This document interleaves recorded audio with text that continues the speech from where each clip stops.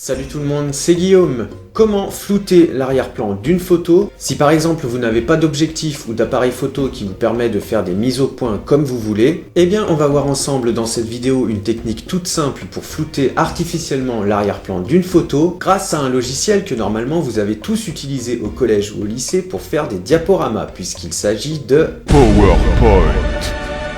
Allez, je vous montre tout de suite comment faire tout ça, c'est parti. Alors, nous voici maintenant sur mon bureau, avec au milieu de l'écran deux photos. Donc j'ai pris la première photo avec un objectif tout ce qu'il y a de plus basique, qui ne permet pas de faire des jolis flous d'arrière-plan. D'ailleurs, vous pouvez voir que la bouteille de jus d'orange est nette, et ce qu'il y a derrière est aussi net. C'est-à-dire le petit sapin en plastique et les tabourets. Il y a un léger flou d'arrière-plan, mais c'est assez discret. Et le résultat ne fait pas du tout professionnel. Voilà, et maintenant, regardez la différence. J'ai pris à peu près la même photo, sauf que cette fois-ci, j'ai choisi un objectif qui permet de faire des jolis flous d'arrière-plan, comme on l'a vu dans mon introduction. Voilà, et la différence est vraiment frappante. Le flou d'arrière-plan fait beaucoup plus professionnel. Le spectateur peut se focaliser uniquement sur ce qu'il y a au premier plan, puisque c'est très net. Et il y a une vraie cassure entre le premier plan et l'arrière-plan qui est flouté. Alors évidemment, un objectif comme le mien n'est pas donné, puisqu'il coûte à peu près 200 €. Et je comprends tout à fait que ce ne soit pas abordable pour tout le monde. Donc la question auquel je vais répondre maintenant, c'est comment flouter artificiellement l'arrière-plan d'une photo. Et du coup, on va prendre comme exemple la première photo et on va essayer d'avoir un rendu à peu près équivalent à la deuxième avec un joli flou d'arrière-plan. Donc pour cela, je vais tout simplement ouvrir le logiciel PowerPoint. Donc on se retrouve avec une page blanche au milieu de l'écran et on va tout simplement importer notre première photo. Donc pour ça, je vais dans l'onglet Insertion, Images et je vais choisir la photo qui se trouve sur le bureau. Donc je choisis bien celle qui n'a pas l'arrière-plan flouté, évidemment. Je l'importe dans le logiciel et voilà, ma photo a pris le dessus sur toute la page blanche du diaporama. Donc là, dans un premier temps, je vais commencer par changer quelques paramètres au niveau des couleurs, de la luminosité et du contraste. Donc je vais dans l'onglet correction et je vais choisir manuellement le pourcentage de luminosité et de contraste. À savoir que je vais rajouter 20% en luminosité et 10% en contraste, ce qui me permettra d'obtenir un résultat avec une image beaucoup plus claire. Voilà, la prochaine étape, ça va être maintenant d'atténuer la netteté de la photo. Donc je retourne dans l'onglet correction et je choisis d'atténuer la netteté de 50%. Voilà, et déjà là, vous pouvez voir que le résultat a changé puisque la photo est devenue légèrement floue. Mais évidemment, ça ne s'arrête pas là puisque l'on va encore accentuer le floutage de la photo. Donc pour ça, je vais tout simplement dans l'onglet Effets artistiques. Et là, vous pourrez retrouver quelques effets assez sympas prédéfinis. Mais celui qui va nous intéresser, évidemment, c'est l'effet flou. Voilà, donc maintenant, on a obtenu un résultat avec une photo qui est vraiment floutée de partout. Donc la prochaine étape va un petit peu se corser et vous allez comprendre pourquoi j'ai fait tout ça, puisque l'on va maintenant rendre le premier plan de la photo très net. Donc pour cela, l'astuce va être évidemment d'importer une deuxième fois exactement la même photo. Donc comme tout à l'heure, je retourne dans l'onglet Insertion, Images et je vais évidemment chercher ma photo qui se trouve sur le bureau. Voilà, donc j'ai inséré une nouvelle fois exactement la même photo dans le logiciel PowerPoint.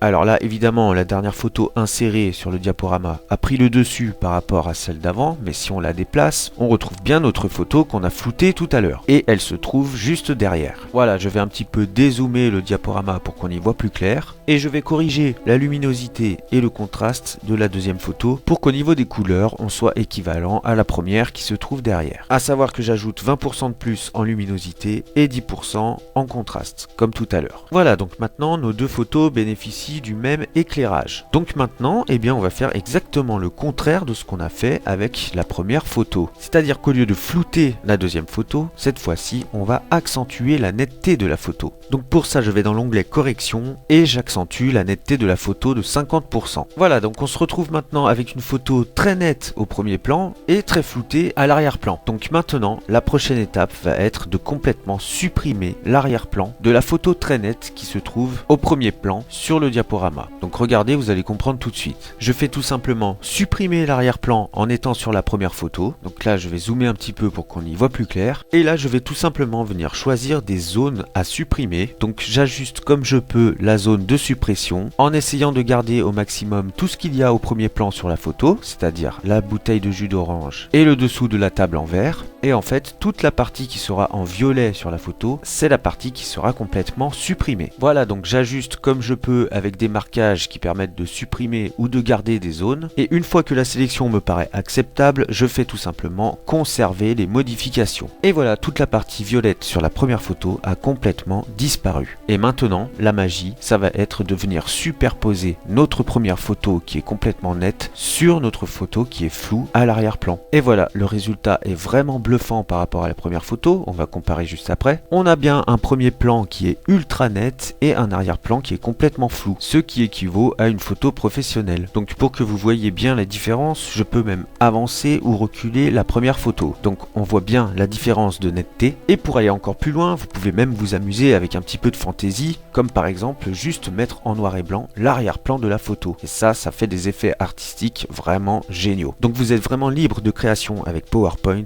et c'est très simple à utiliser. Donc maintenant il ne nous reste plus qu'à exporter le résultat final en une image. Donc pour ça vous faites fichier, enregistrer sous. Donc on va la nommer photo arrière-plan artificiel et je l'enregistre bien au format image, donc soit JPEG soit PNG. Et maintenant on va pouvoir comparer les photos.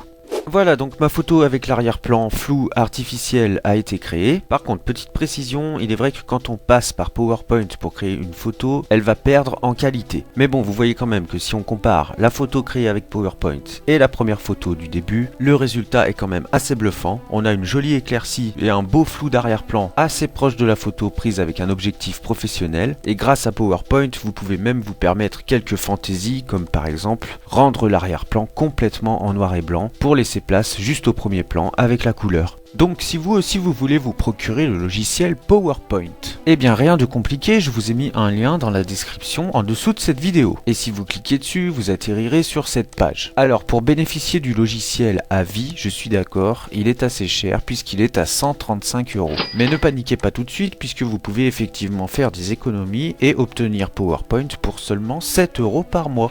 Et avec cela, vous n'aurez pas seulement PowerPoint, mais vous aurez aussi toute la suite des logiciels Office, c'est-à-dire Word, Excel et PowerPoint, que j'utilise énormément évidemment pour écrire mes scripts de mes vidéos, créer mes sous-titres, etc.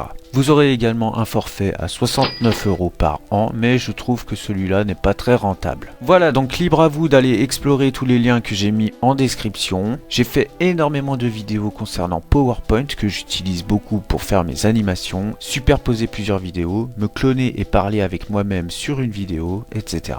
À mon sens, c'est un logiciel indispensable pour moi aujourd'hui pour faire mes vidéos YouTube. Il est vraiment complet, il ne sert pas qu'à faire des diaporamas, contrairement à ce qu'on a pu vous dire quand on était au collège ou au lycée. Et vraiment, ça me fait plaisir de partager toutes mes connaissances sur ce logiciel avec vous.